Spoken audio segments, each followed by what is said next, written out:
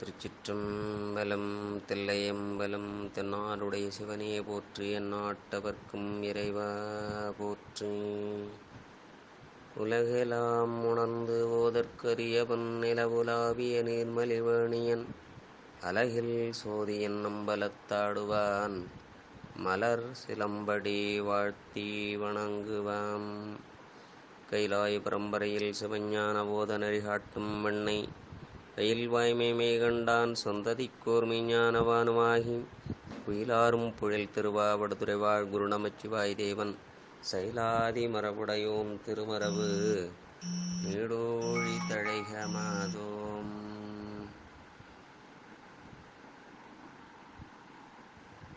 அரைசனே அன்பர்க்கடியேனே என்னுடைய அப்பனே ஆவியோடாக்கை புரைபுரைகனிய பூந்து நன்றுரைக்கு பொய்யுள் கடிந்த மெச்சுடரே திரைவரா மன்னம் அமதத்தின் கடலே திருப்பெருந்துரை உரை சிவனே உரை உணர்விறந்து நின்று உணர்வதோர் உணர்வே யான் உன்னை உரைக்குமாறு உணர்த்தேம். கல்லால் நிலமலை வில்லார் அருளிய பொல்லார் இணைமல நல்லார் புனைவரே இந்த குஞ்சிறக்கன்று நன்னீட்கலை ஞானம் கற்கும் சரக்கன்றுகான். திருச்சிற்றம்பலம்.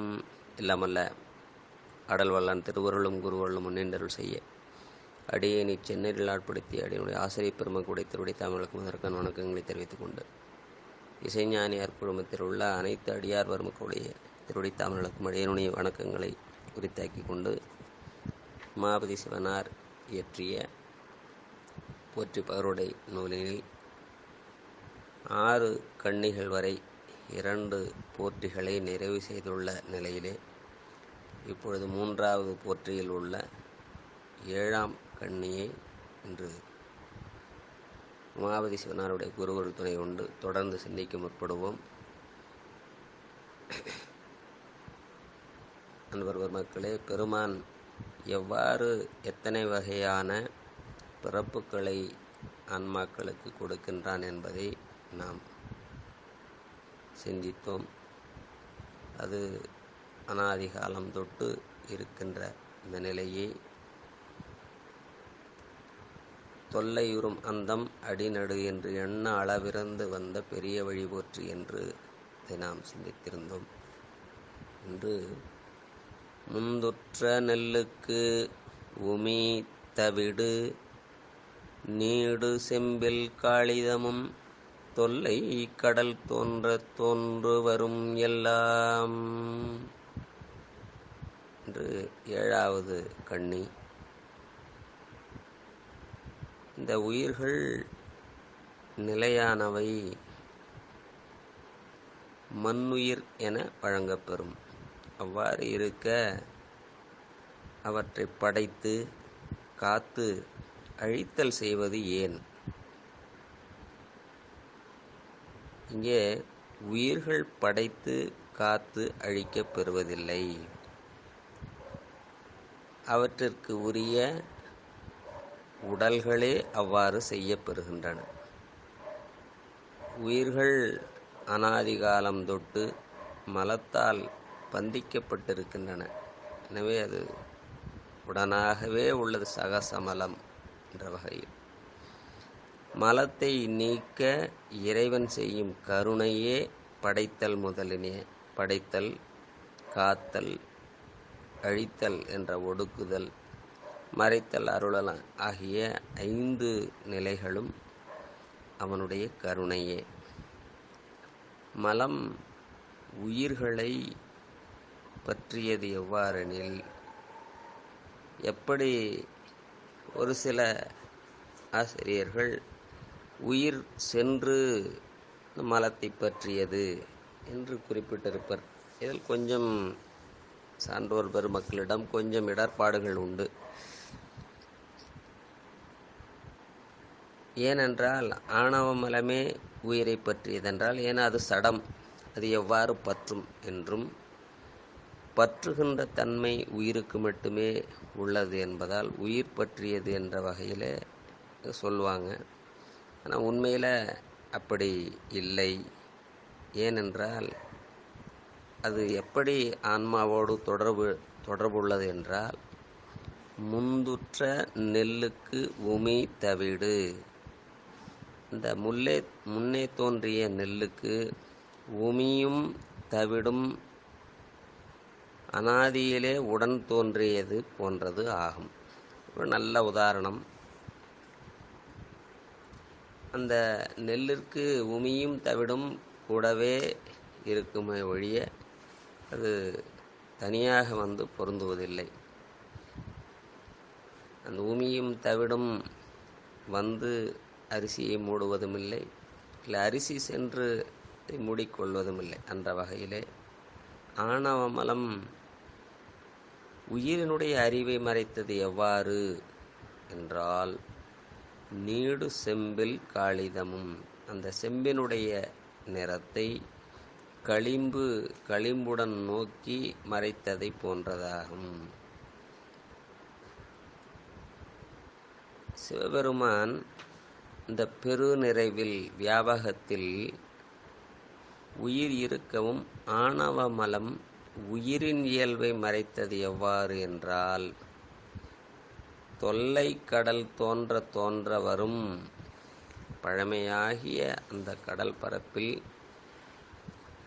நிறைந்திருக்கும் தண்ணீரை உப்பு கலந்திருப்பதை போன்றது ஆகும். எனவே இங்கே மலம் இயல்பாகவே ஆன்மாவோடு கலந்திருக்கின்ற நிலையைத்தான் நமக்கு இங்கே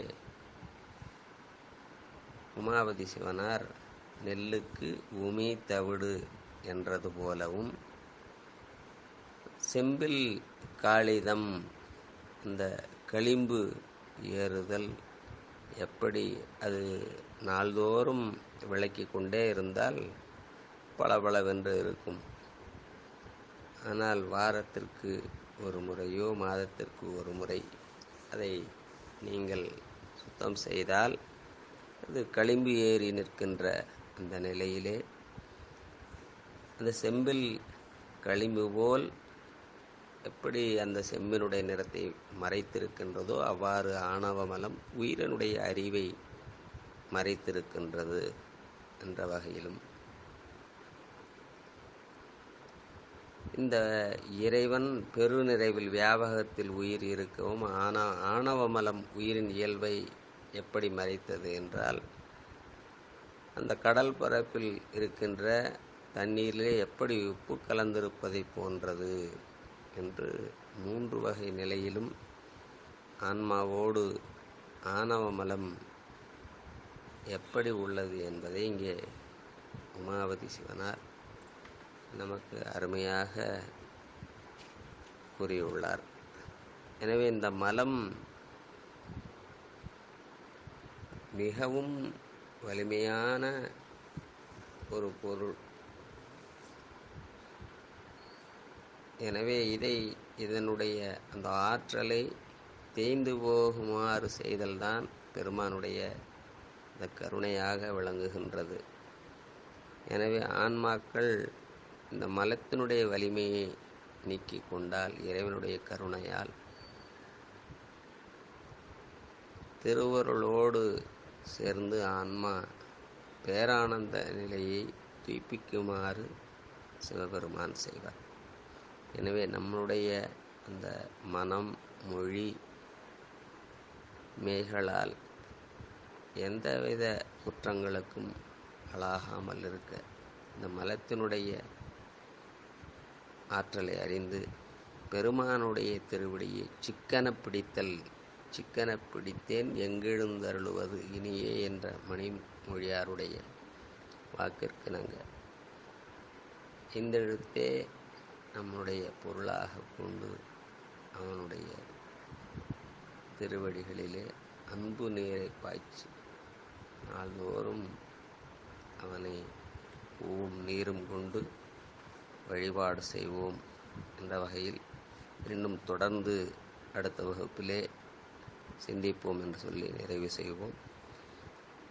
திருச்சிற்றம்பலம். என்றும் இன்பம் பெருகு மேல்வினால் ஒன்று காதலித்து உள்ளமும் ஒங்கிட மன்றுளார் அடியார் அவர் வான்புகழ் நின்றதெங்கும் நிலவி உலகெலாம் வான்முகில் வழாது பெய்க மலிவளம் சுரக்க மன்னன் பொன்முறை அரசு செய்க குறைவிலாது உயிர்கள் வாழ்க. நான்மறை அறங்கள் ஓங்க நற்றவம் வேள்வி மல்க. மேன்மைகொள் செய்வ நீதி விளங்குக உலகமெல்லாம். தென்னாடுடைய சிவனே போற்றி. எந்நாட்டவர்க்கும் இறைவா போற்றி. ஏகம்பத்துதை எந்தாய் போற்றி. வாகம் பொன்னுருவானாய் போற்றி. அண்ணாமலையும் அண்ணா போற்றி. கண்ணார் அமுதக் கடலே போற்றி. காவாய் கனகத்திரளே போற்றி. கைலை மலையானே போற்றி போற்றி. திருச்சிற்றம்பலம்.